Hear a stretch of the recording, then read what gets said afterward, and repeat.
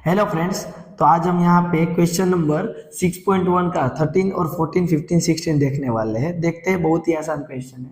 A balloon which always remain spherical. वो मैंने पहले भी बताया है कि कोई भी अगर आप बलून की बात कर रहे हैं तो हमें वो स्फेरिकल ही मानना है। एंड क्या बोला है, हैज अ वेरिएबल डायमीटर। यहाँ पे आपको जो वेरिएबल ऐसे दिया हुआ है स्फीयर में, वो क्या है, डायमीटर डी गिवन है। वो कितना है, 3/2 इंटू 2x प्लस 1। और क्या बोला है, find the rate of change of its volume with respect to x. मतलब कि आपको फाइंड करना है dv बाई dx कि rate of change of volume with respect to x, आपको ये फाइंड करना है। तो बहुत ही आसान है। यहाँ पे जो है वो स्पेरिकल है, मतलब स्फीयर है। स्फीयर का वॉल्यूम का फॉर्मूला क्या है भाई, तो स्फीयर का वॉल्यूम का फॉर्मूला है 4/3 पाई आर क्यूब।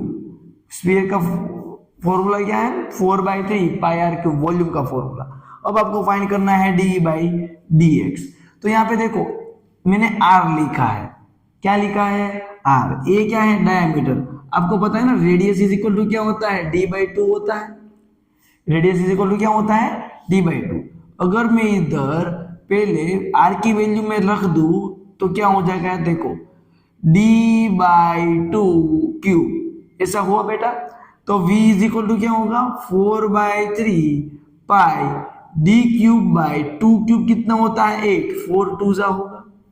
तो यहाँ पे v इज इक्वल टू क्या निकला, 1/3 2 जा 6 पाई इंटू डी क्यूब। तो v is equal to 1/6 pi d cube है। अब डी की वैल्यू बोल दो क्या है, तो कि 3/2 इंटू 2x प्लस 1 उसका होल क्यूब है।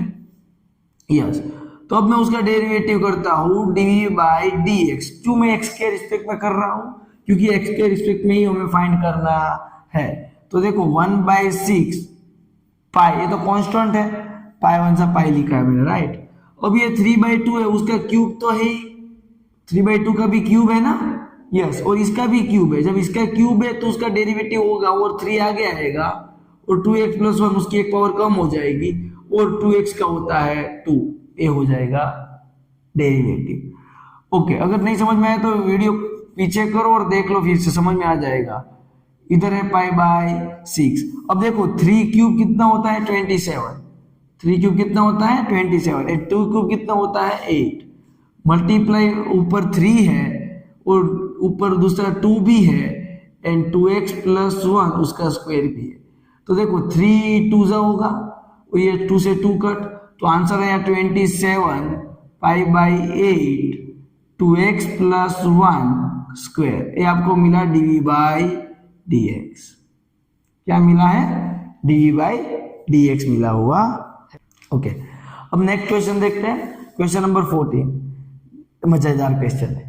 Sand is passing from a pipe at the rate of 12 centimeter cube per second. The filling the sand form as cone on the ground such a way that height of cone is always 1/6 of the radius of base.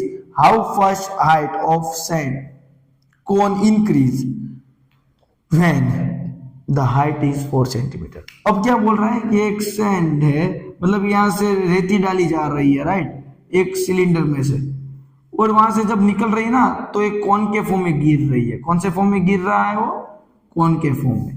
तो ये जो कोन की height है h, ये जो कोन की height है ना h, वो ऑलवेज 1/6 तो होगी रेडियस। मतलब कि जो ये h है वो रेडियस की 6 होगी, ऑलवेज 1/6 ऑफ द रेडियस। तो h इज इक्वल टू क्या है, r/6 है। इतना क्लियर हुआ, यस। एंड बोला है हाउ फास्ट हाइट, मतलब कि height of sand cone increase when the height is 4। मतलब कि अगर r इक्वल टू 4 हो, तब dh बाई dt कितनी स्पीड में वो इंक्रीज हो रही है वो फाइंड करना है। और आपको एक और चीज गिवन है कि ये जो perching pipe at the rate of 12 centimetre पर सेकेंड, मतलब कि ये कौन में से गिर रहा है तो कौन जो है वो कितनी स्पीड में आ रहा है, तो कि वॉल्यूम कितना है उसका डी बाई डी टी, वो कितना बढ़ रहा है, तो कि 12 सेंटीमीटर क्यूब पर सेकंड, एक सेकंड में 12 सेंटीमीटर जितना कौन बन ही रहा है, बनता ही जा रहा है, राइट। ओके अब आपके पास वॉल्यूम है एंड आपको निकालना है dH/dt, राइट। तो वॉल्यूम का फॉर्मूला अप्लाई करोगे, तो वॉल्यूम का फॉर्मूला कौन के लिए क्या होता है, तो कौन के लिए होता है 1/3 पाई आर स्क्वायर एच। लेकिन यहाँ पे मुझे सिर्फ एक ही वेरिएबल रखना है, दो वेरिएबल नहीं रखने हैं। तो मैं काम करता हूँ यहाँ से आर की वैल्यू निकाल लेता हूँ, तो 6h is equal to are हो जाएगा। वही वैल्यू मैं यहाँ पे पुट कर देता हूँ, तो v is equal to 1/3 pi as it is. R की वैल्यू क्या है 6 है, 36h क्यूब हो जाएगा। आर स्क्वायर कितना है 36h स्क्वायर, तो इधर 36h स्क्वायर इंटू h એટલે h क्यूब होगा। अब हमें फाइंड करना है dv/dt, t के रिस्पेक्ट में डेरिवेटिव करना है। 36 एज इट इज, 3 आगे आएगा, h की पावर एक कम होगी, और अब h के रिस्पेक्ट में नहीं लेकिन t के रिस्पेक्ट में कर रहे हैं तो dH/dt होगा। ये समझ में आ चुका होगा आप सबको।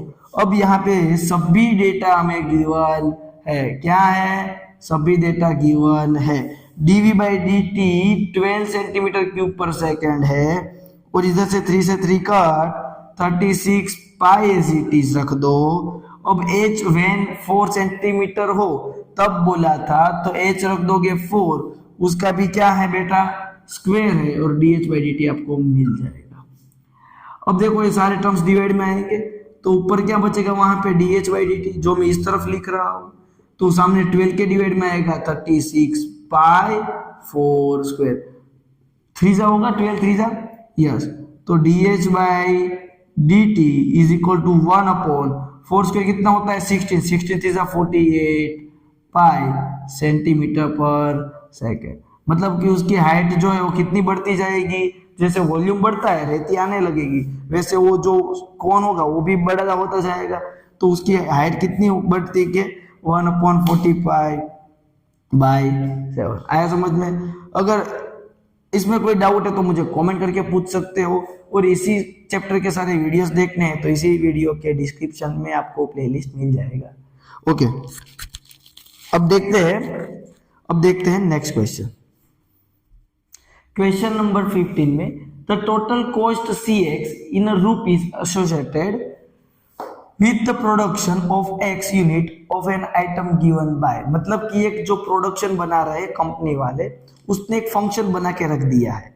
मतलब कि आपको 5 यूनिट बनाने हैं, तो यहाँ पे 5x की जगह पे 5 रख दोगे तो कितना खर्च होने वाला है वो लिख दिया है। मतलब लिखा होगा कि उसने x यहाँ पे 5 रखोगे तो कोई मार्केटिंग कॉस्ट होगा, वो सब कुछ मल्टीप्लाई करके ऐसा फंक्शन क्रिएट करते हैं कंपनी वाले।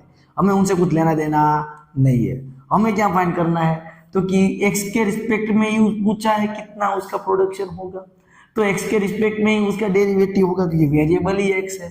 तो क्या फाइंड करोगे आप, तो कि C'(x) फाइंड करोगे। क्या फाइंड करोगे C'(x). C'(x) क्या होगा 3 आगे आ जाएगा, तो 0.007 इंटू 3 करोगे तो 0.021 होगा, आया ना, यस। मतलब कि यहाँ पे होगा 0.21, कितना होगा 0.21 x स्क्वायर, एक पावर कम हो जाएगी, और इधर मल्टीप्लाई करोगे तो 0.006x प्लस 15। अब आपके पास यहाँ पे ऐसा फंक्शन क्रिएट हो चुका है कि ये जो फंक्शन जो है ना वो क्या है, तो कि rate of change of cost with respect to unit items. Clear हुआ, यस। अब सिमिलरली इतना ही है, अगर आपको पूछते हैं ना कि x इक्वल टू 7 तक कितना होगा, तो इधर आपको 7 रखना पड़ता है। अब वैसे ही क्वेश्चन नंबर 16 देख लो। The total revenue in a rupees receive from the sale of x unit production is given by r of x, एक फंक्शन दिया है। मतलब कि उसको रेवेन्यू हो रहा है पर आइटम सेल करने पे, उसके एक फंक्शन कंपनी ने क्रिएट किया होगा। Find the marginal revenue when x is equal to 1। Marginal revenue पूछा है, मतलब कि उसका फर्स्ट डेरिवेटिव करना पड़ेगा, वो करने के बाद x कितना पुट करना है आपको 7 पुट करना है। अगर इस क्वेश्चन में x इक्वल टू कोई बोला है तो आप पुट करके मुझे कमेंट करके आंसर बताना। ओके अब देखो इसका r'(x) फाइंड करते हैं, तो क्या होगा 26x, 2 आगे आएगा ना 13 के साथ मल्टीप्लाई में, और 26। अब आपको पूछा है कि x इक्वल टू 7 हो तब उसे कितना रिवेन्यू होता है, 26 इंटू 7 प्लस 26 हुआ। अब देखो 7 टाइम 26 प्लस 26 मतलब कितनी टाइम 26 हुआ, 8 टाइम। अगर आपको नहीं पता तो इन दोनों का प्रोडक्ट करो प्लस 26 करो। अब मुझे सिर्फ करना है इन दोनों का ही प्रोडक्ट, राइट।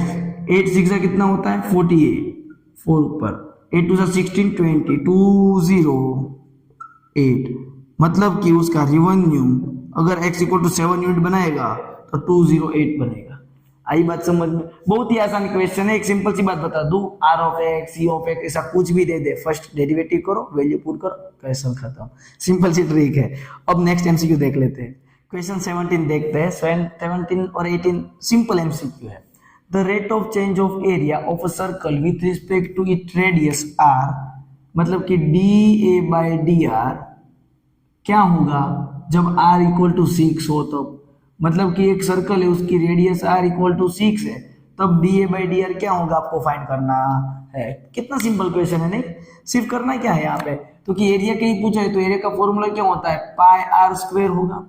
अब उसी का हमें पूछा है विथ रिस्पेक्ट टू रेडियस, तो dA by dr is equal to pi, 2 आगे आएगा, r का होता है 1, सॉरी r का होता है r स्क्वायर का होता है r, और r का क्या होगा, सही है सॉरी r के रिस्पेक्ट में ही कर रहे हैं, मैंने दिमाग में आ गया टाइम के रिस्पेक्ट पे, तो पावर आगे आएगा और 2r हो जाएगा, और r के रिस्पेक्ट में है तो dr बाई dr ही होगा, वो 1 हो जाएगा, उसको छोड़ो।